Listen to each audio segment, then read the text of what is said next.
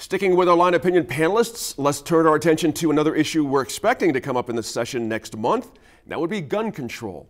Now, the last few sessions have seen an array of bills on that topic, and this year is no different. Representative-elect Rena Szczepanski from Santa Fe plans to introduce legislation that would raise the age for purchasing an AR-15 style rifle from 18 years old to 21. Now, Daniel, let me start with you on this one. It's a tough subject among some parts of our state. It's happening around the country in some places. Should the age of a minimum age be increased for these size rifles, over these type of rifles, and its chances of passing in the legislature? Oh, you're on mute there, Daniel.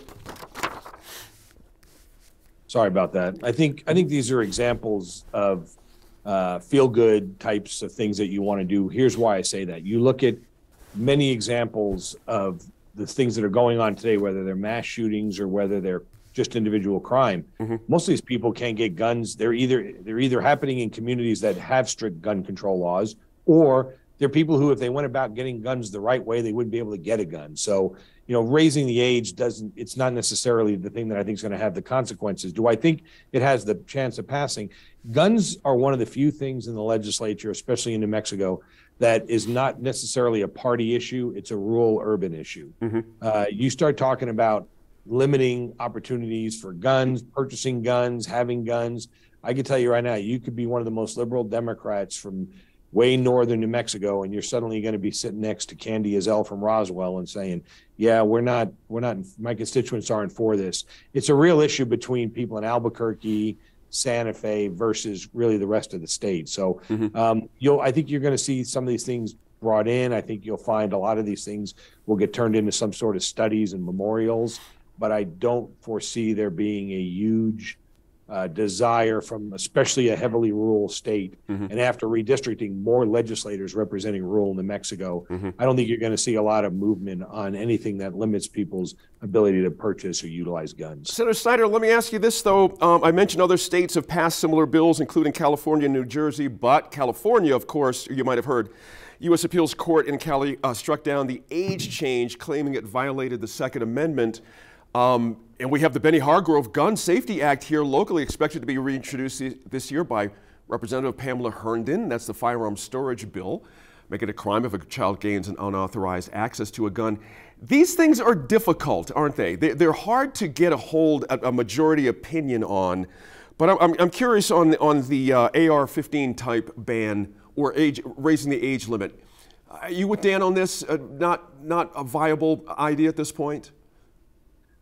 Well, I very much agree with Dan that it's not even at this point. I think that the bottom line is you can raise the age, but the people who follow the law are not the ones that laws help.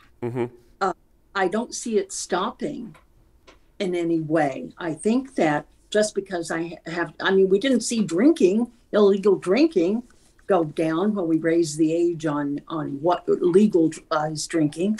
I just think that two things. We still need education on how to look at and have a gun in your home.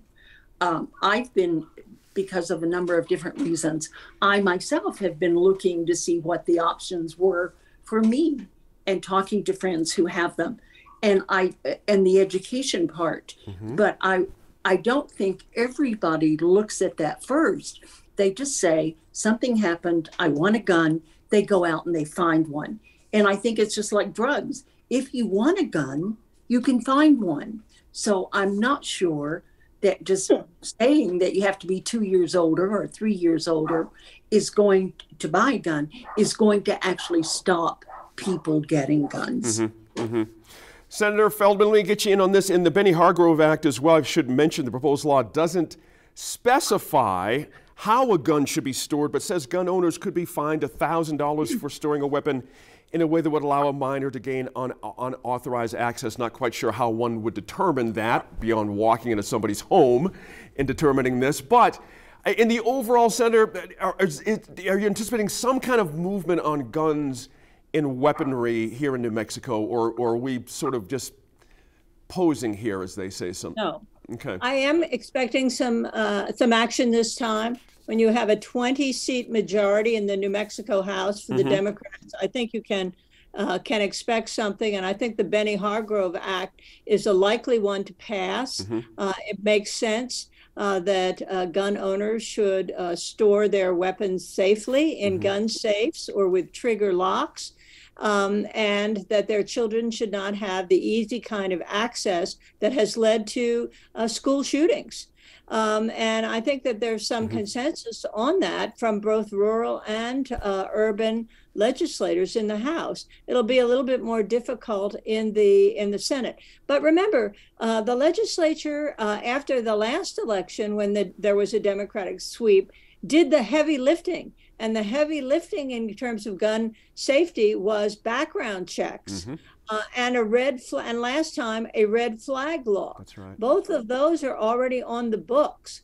I think that there needs to be some action this time to fix that red flag law so it is more effective in keeping guns out of the hands of people who are a danger to themselves, have been declared so by law enforcement or by their families.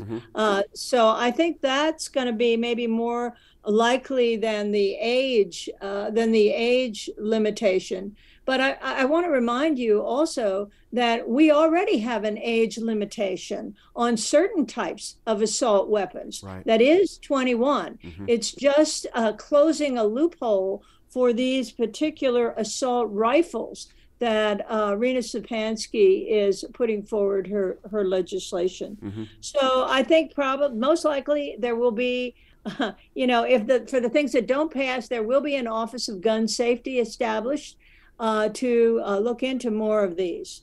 I hadn't heard that. That's interesting. I wonder how that would work too. I'd like to see the details of that. Daniel, interestingly, right here in the area here, Partners in the Albuquerque Metro Crime Initiative, they prepared a round of bills for the session targeting issues like gun violence, narcotics. Retail crime is huge in our city right now. Improving officer retention, an issue you've talked about in the show for years.